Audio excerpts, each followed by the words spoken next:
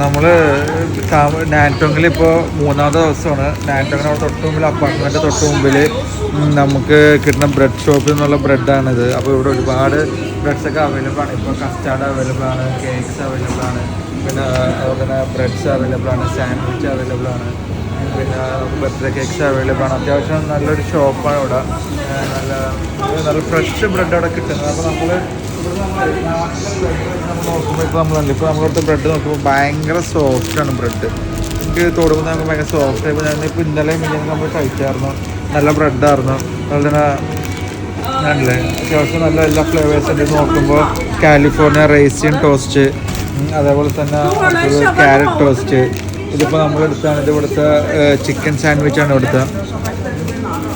ഇത് ബ്രെഡ് നമുക്ക് ടോസ്റ്റ് ചെയ്താൽ നമുക്ക് ബ്രെഡാണ്. അത്യാവശ്യം എല്ലാം നല്ല ക്വാളിറ്റി ഫുഡ്സാണ്.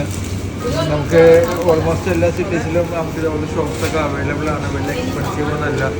നമുക്കൊരു ഇതിപ്പോൾ ഏകദേശം ഒരു 250 റുപ്പീസ് നമുക്ക് ഇത്രയും ബ്രെഡ്സൊക്കെ നമുക്ക് നല്ല ക്വാളിറ്റി ഹെൽത്തി ബ്രെഡ്സ് നമുക്ക് അവൈലബിൾ ആണ്.